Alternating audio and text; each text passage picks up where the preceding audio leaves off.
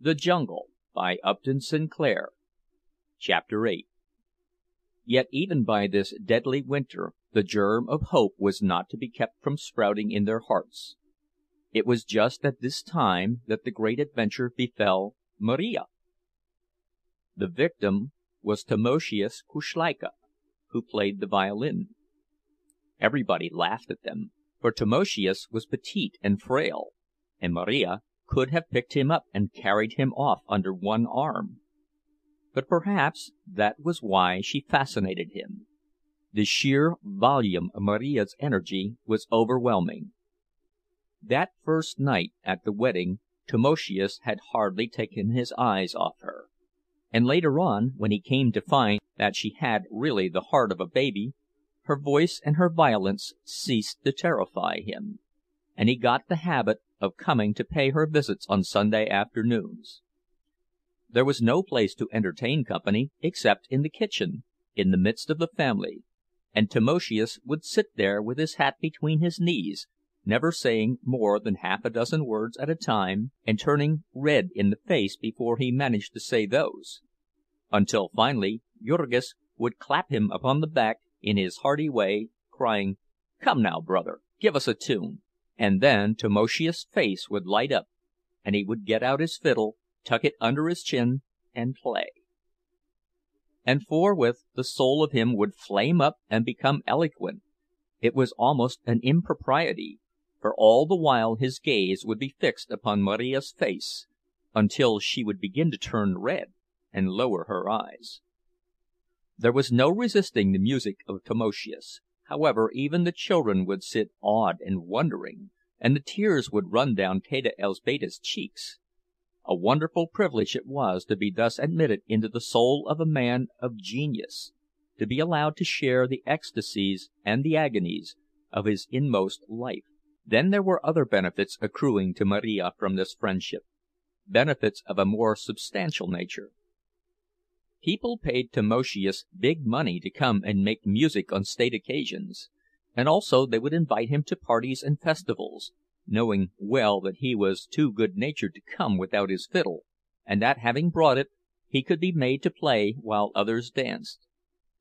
Once he made bold to ask Marija to accompany him to such a party, and Marija accepted, to his great delight, after which he never went anywhere without her, while if the celebration were given by friends of his, he would invite the rest of the family also. In any case, Marija would bring back a huge pocketful of cakes and sandwiches for the children, and stories of all the good things she herself had managed to consume. She was compelled at these parties to spend most of her time at the refreshment table, for she could not dance with anybody except other women and very old men. Tamoszius was of an excitable temperament, and afflicted with a frantic jealousy, and any unmarried man who ventured to put his arm about the ample waist of Marija would be certain to throw the orchestra out of tune. It was a great help to a person who had to toil all the week to be able to look forward to some such relaxation as this on Saturday nights. The family was too poor and too hard worked to make many acquaintances. In Packingtown, as a rule, people know only their near neighbors and shopmates, and so the place is like a myriad of little country villages. But now there was a member of the family who was permitted to travel and widen her horizon, and so each week there would be new personalities to talk about, how so-and-so was dressed, and where she worked, and what she got, and whom she was in love with, and how this man had jilted his girl, and how she had quarreled with the other girl, and what had passed between them, and how another man beat his wife, and spent all her earnings upon drink, and pawned her very clothes. Some people would have scorned this talk as gossip, but then one has to talk about what one knows. It was one Saturday night, as they were coming home from a wedding, that Tamoszius found courage and set down his violin case in the street and spoke his heart. And then Marija clasped him in her arms. She told them all about it the next day, and fairly cried with happiness, for she said that Tamoszius was a lovely man. After that he no longer made love to her with his fiddle, but they would sit for hours in the kitchen, blissfully happy in each other's arms. It was the tacit convention of the family to know nothing of what was going on in that corner. They were planning to be married in the spring, and have the garret of the house fixed up, and live there. Tamoszius made good wages, and little by little the family were paying back their debt to Marija. So she ought soon to have enough to start life upon, only with her preposterous soft-heartedness she would insist upon spending a good part of her money every week for things which she saw they needed. Marija was really the capitalist of the party, for she had become an expert can painter by this time. She was getting 14 cents for every 110 cans, and she could paint more than 2 cans every minute. Marija felt, so to speak, that she had her hand on the throttle, and the neighborhood was vocal with her rejoicings. Yet her friends would shake their heads and tell her to go slow. One could not count upon such good fortune forever. There were accidents that always happened. But Marija was not to be prevailed upon, and went on planning and dreaming of all the treasures she was going to have for her home. And so, when the crash did come, her grief was painful to see. For her canning factory shut down. Marija would about as soon have expected to see the sun shut down. The huge establishment had been to her a thing akin to the planets and the seasons, but now it was shut. And they had not given her any explanation. They had not even given her a day's warning. They had simply posted a notice one Saturday that all hands would be paid off that afternoon and would not resume work for at least a month. And that was all there was to it. Her job was gone. It was the holiday rush that was over, the girls said in answer to Marija's inquiries. After that there was always a slack. Sometimes the factory would start up on half-time after a while, but there was no telling. It had been known to stay closed until way into the summer. The prospects were bad at present, for truckmen who worked in the storerooms said that these were piled up to the ceilings, so that the firm could not have found room for another week's output of cans. And they had turned off 3/4 of these men, which was a still worse sign, since it meant that there were no orders to be filled. It was all a swindle, can painting, said the girls. You were crazy with delight because you were making $12 or $14 a week, and saving half of it, but you had to spend it all keeping alive while you were out, and so your pay was really only half what you thought. Marija came home, and because she was a person who could not rest without danger of explosion, they first had a great house cleaning, and then she set out to search Packingtown for a job to fill up the gap. As nearly all the canning establishments were shut down, and all the girls hunting work, it will be readily understood that Marija did not find any. Then she took to trying the stores and saloons, and when this failed, she even traveled over into the far distant regions near the lakefront, where lived the rich people in great palaces, and begged there for some sort of work that could be done by a person who did not know English. The men upon the killing beds felt also the effects of the slump which had turned Marija out, but they felt it in a different way, and a way which made Jurgis understand at last all their bitterness. The big packers did not turn their hands off and close down like the canning factories, but they began to run for shorter and shorter hours. They had always required the men to be on the killing beds and ready for work at 7 o'clock, although there was almost never any work to be done till the buyers out in the yards had gotten to work, and some cattle had come over the chutes. That would often be 10 or 11 o'clock, which was bad enough in all conscience. But now, in the slack season, they would perhaps not have a thing for their men to do till late in the afternoon, and so they would have to loaf around, in a place where the thermometer might be 20 degrees below zero.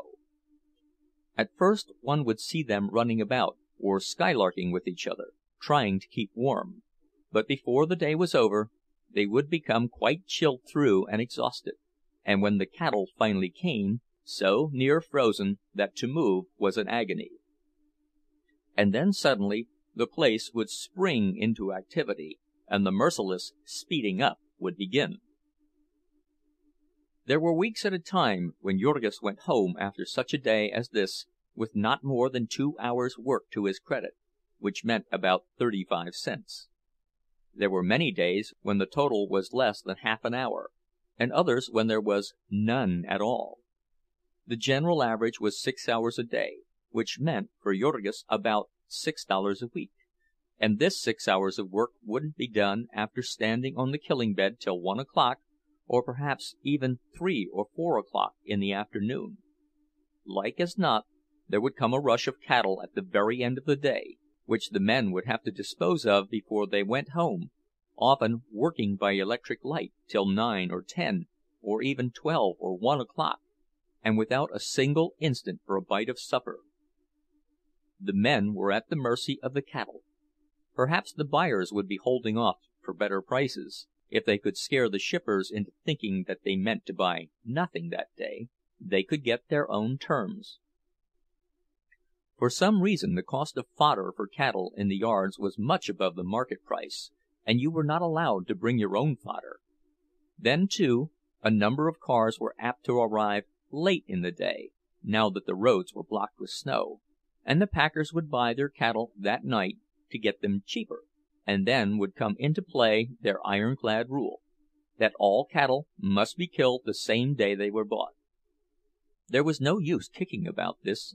There had been one delegation after another to see the packers about it, only to be told that it was the rule, and that there was not the slightest chance of its ever being altered. And so on Christmas Eve Jurgis worked till nearly 1 o'clock in the morning, and on Christmas Day he was on the killing bed at 7 o'clock. All this was bad, and yet it was not the worst. For after all the hard work a man did, he was paid for only part of it.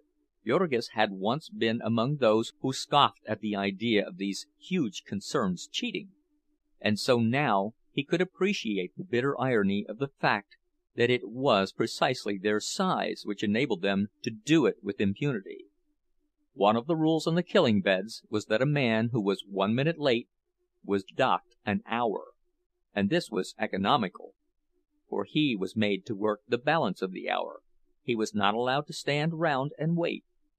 And on the other hand, if he came ahead of time, he got no pay for that, though often the bosses would start up the gang 10 or 15 minutes before the whistle.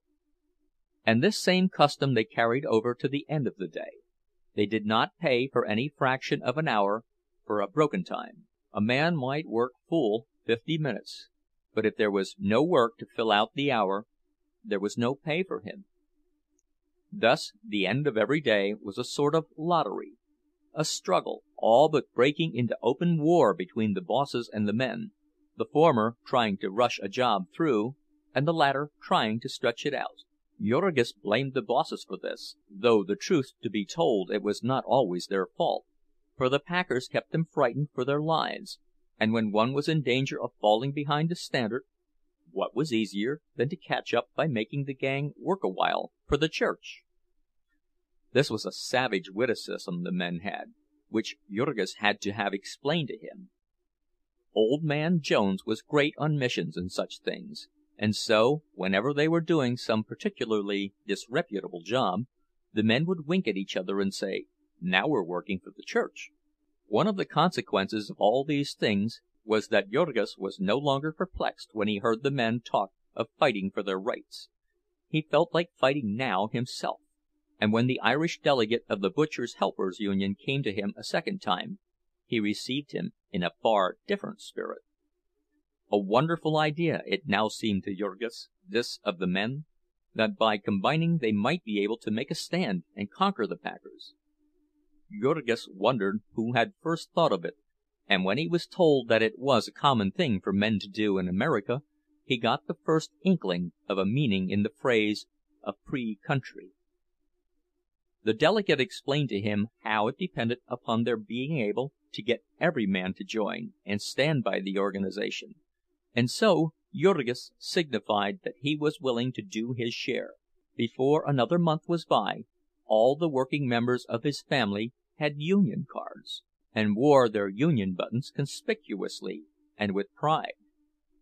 For fully a week they were quite blissfully happy, thinking that belonging to a union meant an end to all their troubles. But only 10 days after she had joined, Marija's canning factory closed down, and that blow quite staggered them.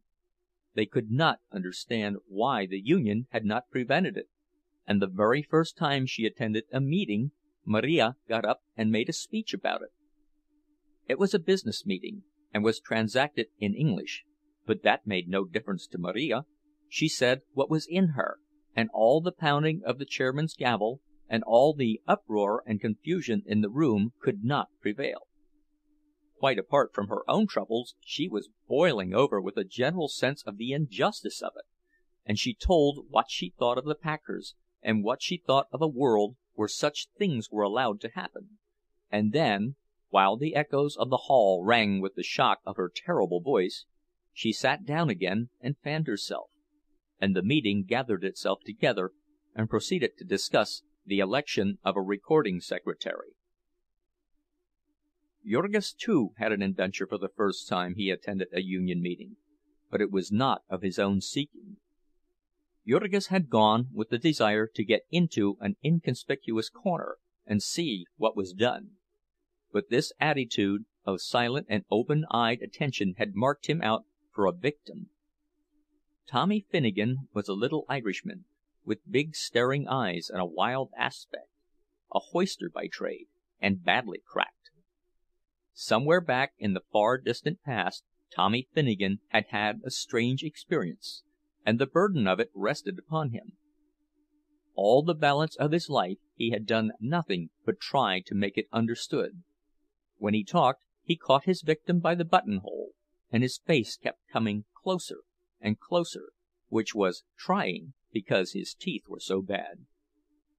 Jurgis did not mind that, only he was frightened. The method of operation of the higher intelligences was Tom Finnegan's theme, and he desired to find out if Jurgis had ever considered that the representation of things in their present similarity might be altogether unintelligible upon a more elevated plane.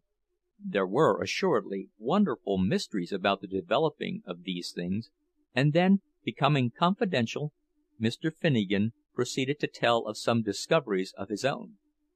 "If ye ever had anything to do with spirits," said he, and looked inquiringly at Jurgis, who kept shaking his head. Niver mind," continued the other. "But their influences may be operatin' upon ye. It's sure as I'm tellin' ye, it's them that has the reference to the immejit surroundin's that has the most o' power. It was vouchsafed to me in me youthful days to be acquainted with spirits." And so Tommy Finnegan went on, expounding a system of philosophy, while the perspiration came out on Jurgis' forehead, so great was his agitation and embarrassment. In the end, one of the men, seeing his plight, came over and rescued him, but it was some time before he was able to find anyone to explain things to him, and meanwhile his fear lest the strange little Irishman should get him cornered again was enough to keep him dodging about the room the whole evening. He never missed a meeting, however. He had picked up a few words of English by this time, and friends would help him to understand. They were often very turbulent meetings, with half a dozen men declaiming at once in as many dialects of English, but the speakers were all desperately in earnest, and Jurgis was in earnest too, for he understood that a fight was on, and that it was his fight. Since the time of his disillusionment, Jurgis had sworn to trust no man, except in his own family. But here he discovered that he had brothers in affliction, and allies. Their one chance for life was in union, and so the struggle became a kind of crusade. Jurgis had always been a member of the church, because it was the right thing to be, but the church had never touched him. He left all that for the women. Here, however, was a new religion, one that did touch him. that took hold of every fibre of him, and with all the zeal and fury of a convert he went out as a missionary. There were many non union men among the Lithuanians, and with these he would labor and wrestle in prayer, trying to show them the right. Sometimes they would be obstinate and refuse to see it, and Jurgis at last was not always patient. He forgot how he himself had been blind a short time ago, after the fashion of all crusaders since the original ones, who set out to spread the gospel of brotherhood by force of arms. Chapter 8.